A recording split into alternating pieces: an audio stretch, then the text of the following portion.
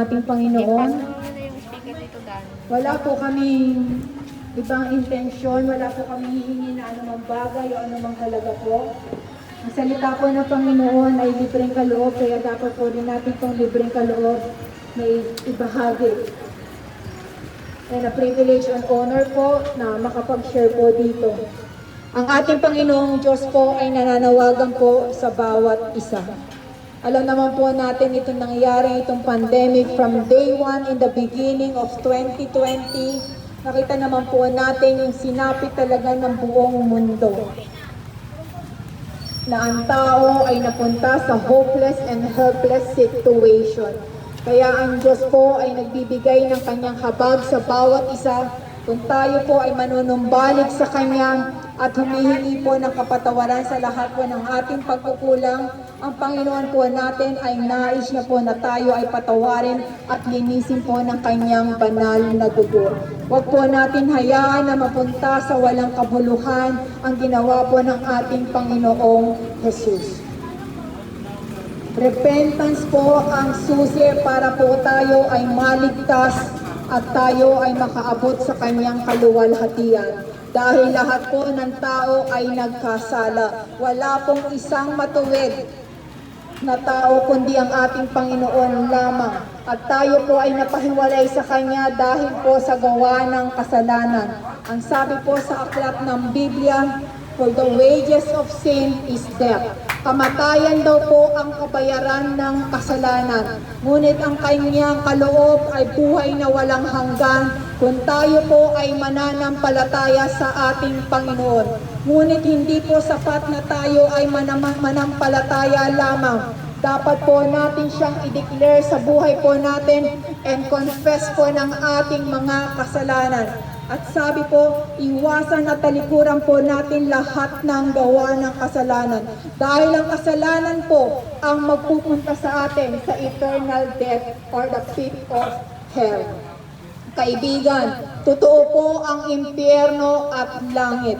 Dalawa lamang po ang destinasyon ng tao. Kung wala po tayong Kristo sa buhay, kahabag-habag po ang tao na wala po kay Kristo. At kung ang pangalan po natin ay hindi nakasulat sa aklat ng buhay, definitely ang pangalan po natin ay nakasulat sa aklat ng impyerno. Tayo po ang nakakakilala sa ating sarili at ang ating Diyos. This is the day of salvation.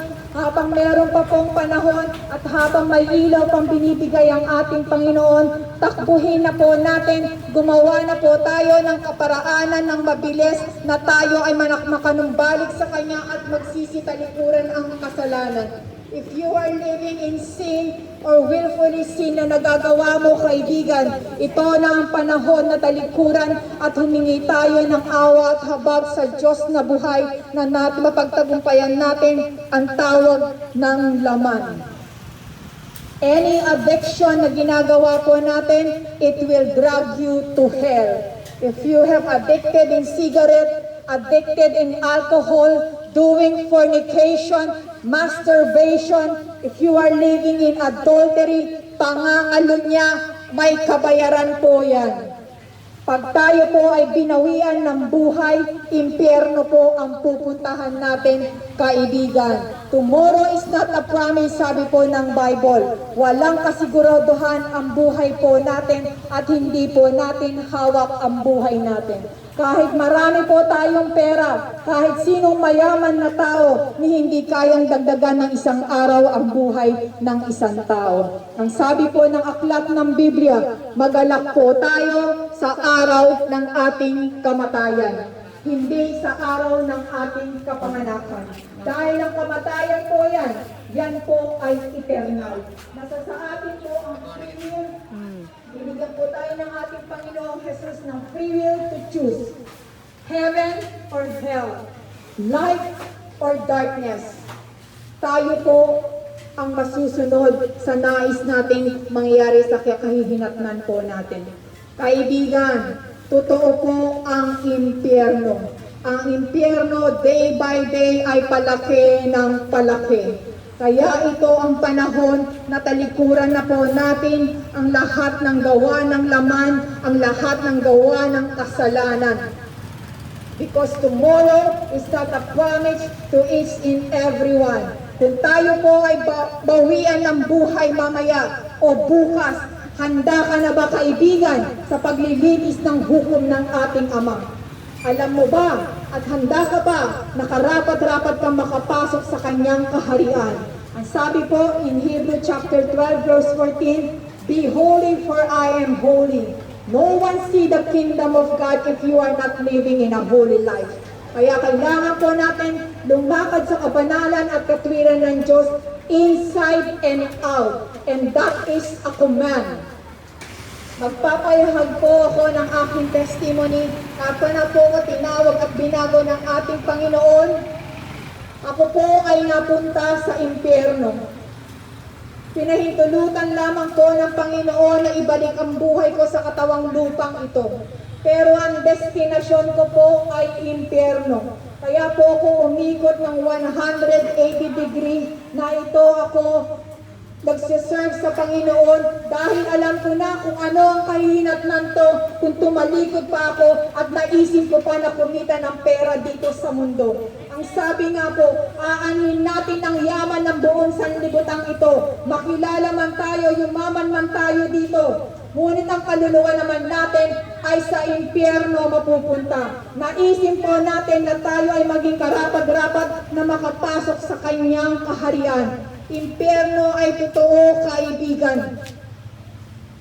Nagpapahayag po ako dito ng testimony ko. I've been in hell ng ilang beses na po. Pero nung umalis po ang kaluluwa ko sa katawang lupang ito, ang sumundo po sa akin ay si kamatayan. Demonyo ang kasama ko, apoy ang kinahinatnan ko. But by the grace of God, pinayagan niya ako makabalik at binigyan niya ako ng another chance na ayusin ko lahat ng meron gusot sa aking buhay. Dahil ang sabi niya, we need to be blameless, spotless, no wrinkle in our garment. Dahil wala pong isang kasalanan ang makakapasok sa kanyang kaharian. Banal po ang kaharian ng ating Diyos. Wala pong marumi. Kaya po ang banal na dugo na umagos sa cross of Calvary, ang kanyang banal na dugo ang siyang magpapalinis sa lahat po ng ating karumihan. If we will humble ourselves to Him at willing tayong humingi ng tawad sa lahat ng ating mga pagkakasala, He is a God that's always able and faithful to forgive our sin. Kahit na po malaki ang pagkukulang natin at kasalanan natin sa ating Diyos, He is willing and able na tayo po ay patawarin ng ating Panginoon. And this is a wake-up call to everyone, because tomorrow is not a promise to each and everyone. Kung babawian na po tayo ng buhay, gawin po natin ng mabilis na maging karapat-rapat po tayong tanggapin sa kaharian ng ating Ama. Repentance is a must. Hallelujah. Hallelujah. Yes, I pray the strong conviction in that book. That is the four gospel of Jesus Christ. That may God give you the wisdom, the power of understanding to open your heart in the name of Jesus, I pray. In the name of Jesus, I pray. This is the day of the salvation. Kami po ay mag-share lamang po na salita ng Panginoon. Maghahayag ng kanyang kabutihan. Mga kaibigan,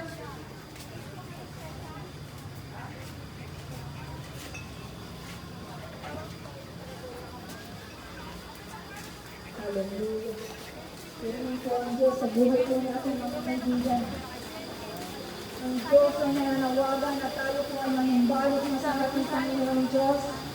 Wala po kami hihingi ng anumang pong bagay na anumang pong halaga. Kami po ay mag-share lamang po ng mga bagay din na natanggap po namin sa ating Panginoong Jesus. Ito na po ang panahon ng pagsisisi, mga kaibigan. This is the day of the salvation. We need to turn away from our sin, from our wicked ways. Kasalanan po ng pagpalayo sa ating Panginoon.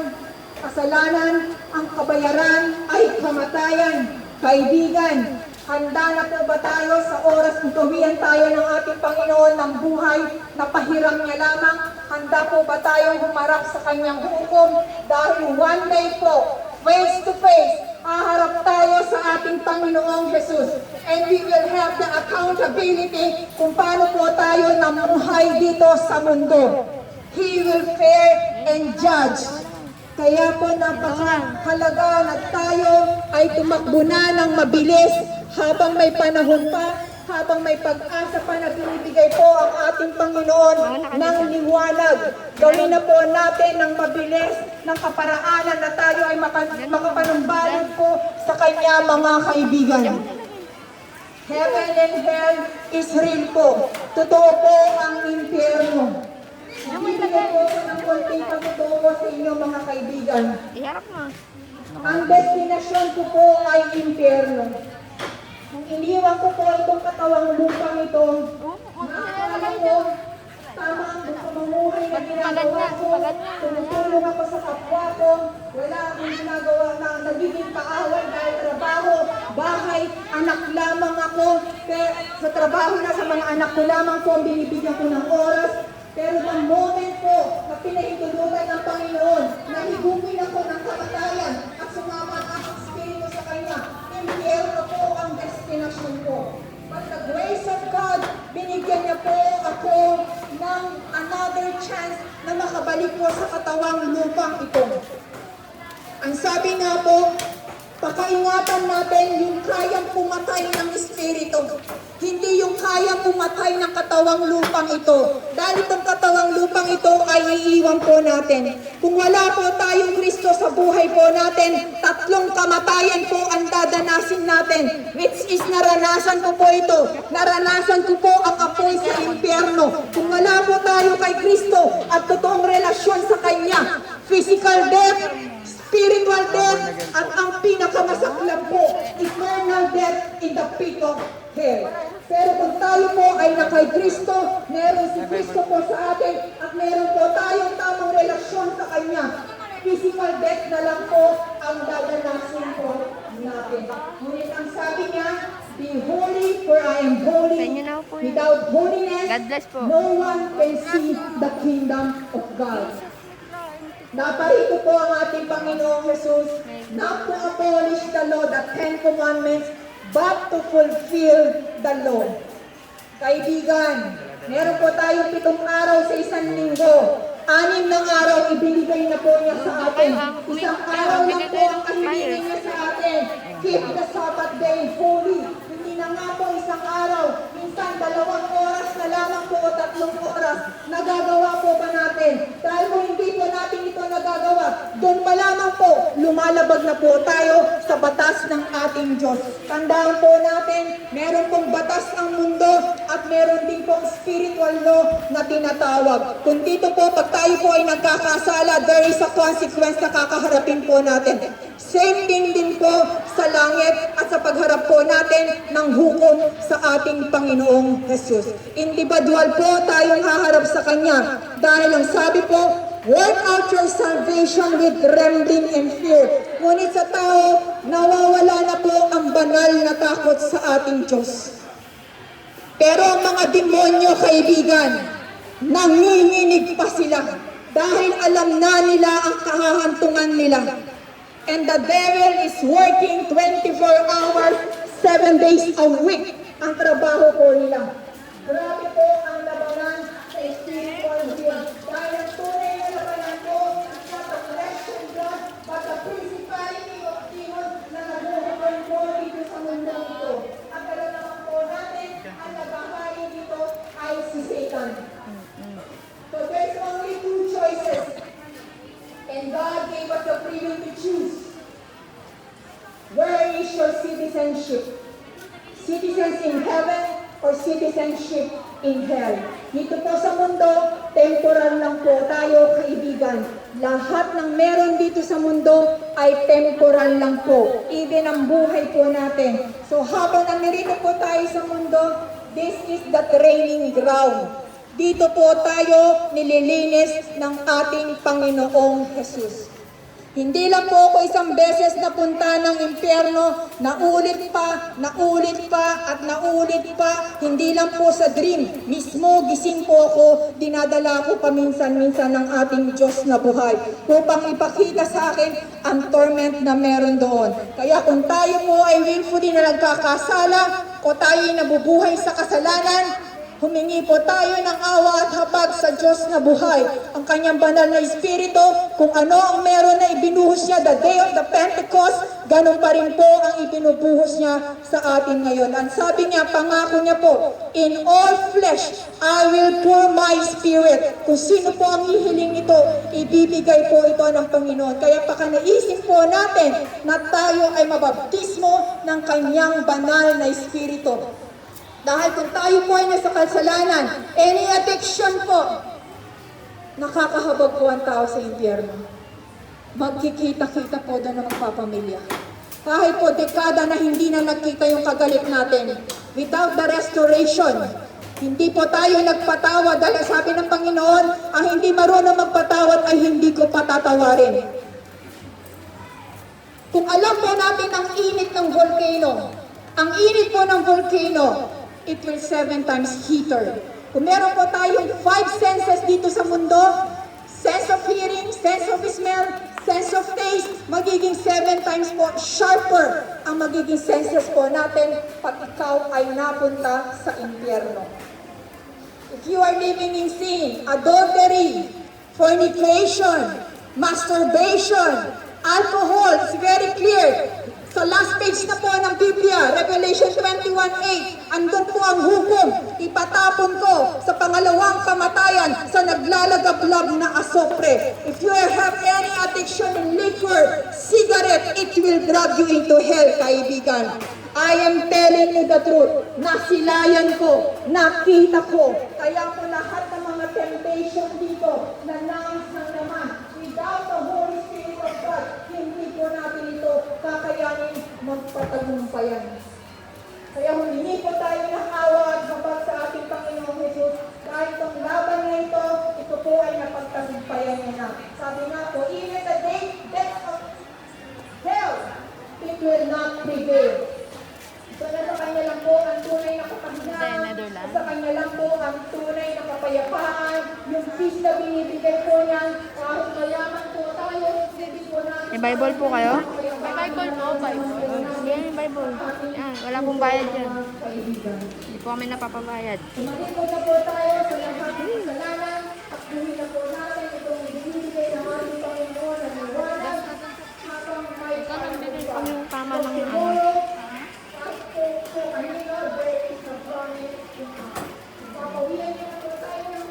God bless po, sister.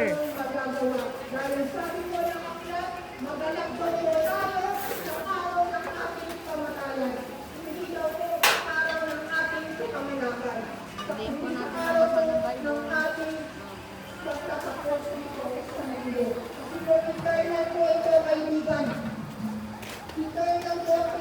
May pupuntahan pa kayong isa. Doon muna. Mamaya ulit. May pupuntahan pa kayo. Pero yung kaluluwa natin, dapat alam po natin kung saan po ang ating destination. Ayun mo sa atin. Ulit ko po, kaya wala lang po ang destination po natin. It is heaven or Libre lang po yan. Wala po kami hiningi pera doon. this is the way Salamat po. God bless. turn away from our sin. Turn away. Huwag mo na yung bigay. Pupunta pa kayo doon, no? God is faithful and He is a faithful God that always forgive our sin. Wala na naman yung Bible. Yan, patatawarin po tayo ng ating Panginoon. Wala pong imposible na kaya niya pong baguhin ang ating buhay. Kaya po minsan napapariwara ang anak ng Diyos dahil po sa hindi pagbabasa ng Biblia. Imagine nyo na lang po, I think nasa 52 or 54 countries na po, binan na po ang Bible. Hindi na pwedeng hawakan ang Bible. Kaya napakapalad pa po ng bansang Pilipinas na pwede pa po nating hawakan at basahin ang aklat na ito. Itong aklat po na ito ay wala pong katapusan ito. Yan po ang mapa ng ating buhay. Ang sabi po ng Bible, that is a basic book. Basic instruction before leaving earth. Diyan po lahat nakasalalay kung paano po tayo maging karapat-rapat na pumasok sa kaharian ng ating Panginoon. Nakikita naman po natin, hindi na po dito sa about sa COVID na ito. May mga bata po, napakabata, binabawian na po ng buhay. Kaya it doesn't matter na po ang age, ang importante po, maging handa po yung kaluluwa natin kung saan po tayo na-destined na mapupunta. Buksan po natin ang ating puso, isuko po natin sa Diyos. Surrender po natin ang kanyang buhay. Dahil one day po, makikipagharap tayo sa kanyang face to face. And God will judge us. Paano tayo namuhay dito sa mundo? At kaibigan, ang pangalan ba natin ay nakasulat na po ba sa aklat ng buhay? Dahil meron pong 2 libro sa kapahayagan sa Revelation. Kung wala daw po ang pangalan natin doon, ang pangalan natin ay nakasulat sa aklat ng impyerno. Hanggat hindi po natin na tayo nagkakaroon ng tamang relasyon sa Kanya, tamang connection, tamang right frequency from God, our name is written in the book of health. Maaari po yung mabura kung tatanggapin po natin ang ating Panginoong Jesus. Sabi po sa John 3:3, nung kausap po ni Jesus si Nicodemus, you have to be born again. Born again itself ay galing po yung mismo sa bibig ng ating Panginoon. Mismo sa bibig niya po nang galing ng salitang born again. Kaya born again po is not a religion. It is your relationship with God. Sino po ba tayo kaibigan sa harap ng Diyos?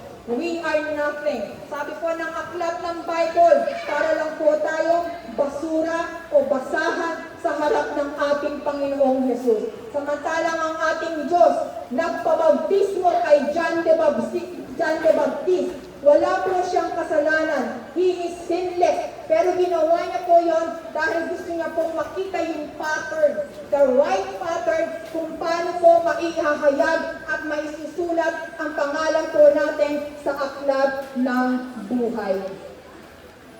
Ang Diyos lamang po lahat ang may kakayahan na baguhin tayo at naparito po kami by His authority, hindi po sa aming authority, kundi sa authority po ng ating Panginoon na para may bahagi rin po ang panawagan niya. Pagsisihan na po natin lahat ng mga gawa nating kasalanan. Kung meron po tayo mga anger sa ating puso, isurrender na po natin, patawarin na po natin lahat ng mga tao na kagalit natin, mga bagay na mga ginawa. Minsan nga po ang tao, patay na yung tao pero hindi pa rin po mapatawad. That's the reality. Minsan, the power of the repetition of the word, patay na yung tao pero yung words na sinitawan na nakatanim sa atin, sa tao, minsan hindi pa rin po nakakalimutan. Ganun po makapangyarihan ang salita.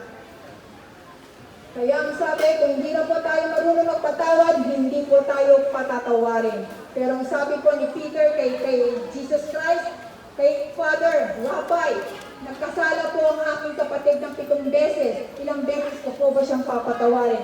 Ang sabi po niya, Jesus said, patawarin mo siya ng 77 beses. Ganun po dapat tayo. Wala po tayong daladalang anumang bagahe. Araw-araw, we must repent for our sin, mga willful sin, or hindi man sinasadya na kasalanan na gagawa natin. Kailangan po natin lagi ang gabay ng Panginoon, ang kanyang banal na dugo, because in the blood of Jesus, there is salvation in the blood of Jesus. There is repentance in the blood of Jesus. There is healing in the blood of Jesus. Only by His blood. Sa blood din niyo po tayo ni-redeem. At ang sabi niya, ang huling-huling kukunin ng ating Panginoong Jesus, itong body. The last will be redeemed is our flesh. Kaya napaka-importante na ingatan din po natin itong katawang lupang ito. Ang sabi, we are the temple of the Holy Spirit of God. Pero kung dinidefile po naman natin ang ating katawan, paano po makakapanahan ang ating Panginoong Jesus? Paano makakapanahan ang kanyang banal na Espiritu Santo? Again and again mga kaibigan, manumbalik na po tayo. ng mabilis na alam natin kapalaanan sa ibinibigay kong salvation ng ating Panginoon. Itong liwanag na nakikita po natin sa ating buhay, yakapin na po natin ng mabilis. Ang sabi po niya, He is promised, if we will abide in His Word, His Word will abide in us. Wala na po ito, uncertain na po itong mundo. Itong mundo, gutay-gutay na. Tumanda na. Sugat-sugatan na itong mundo. Ang sabi, lahat, everything will pass away. But His words will never pass away. Wala daw ni isang bato ang makikita dito sa mundong ito. Heaven and earth will pass away. So anytime, pwede pong dumating ang ating Panginoong Jesus. Dahil sa sobrang pasama ng pasama ang mundong ito. We are worse from the day of Sodom and Gomorrah. Mas matindi na po ang gawa ng kasalanan, ang gawa ng laman ngayon dito sa mundo. And this is by the grace of God. Ang sabi po niya, paiikliin ko ang panahon na ito for my elected one. For my chosen one. Iinsiyan niya na raw po ang panahon na ito dahil baka daw wala pa siyang maisama. Para din po the day of the Noah, ito po, nagmuling gumagawa po ng arko ang ating Panginoon. Doon po tayo sumakay. Doon po nasakyan po natin yung salita niya. We see to it na dapat yung foundation po natin ay maging rooted po tayo kay Kristo lamang. Dahil wala pong binigay na ibang pangalan mula sa langit na tayo ay maliligtas kundi sa pangalan lang po ng ating Panginoong Jesus. Maraming salamat po sa bawat isa na nakinig at nagbukas ng puso niyo. I declare that may God will visit you this night. God will visit you in a special visitation. At I pray na mangusap po ang Panginoon sa buhay po ng bawat isa. Dinideclare ko rin po ang favor upon the Lord upon your life and the grace of God be upon in your life. Maraming salamat po.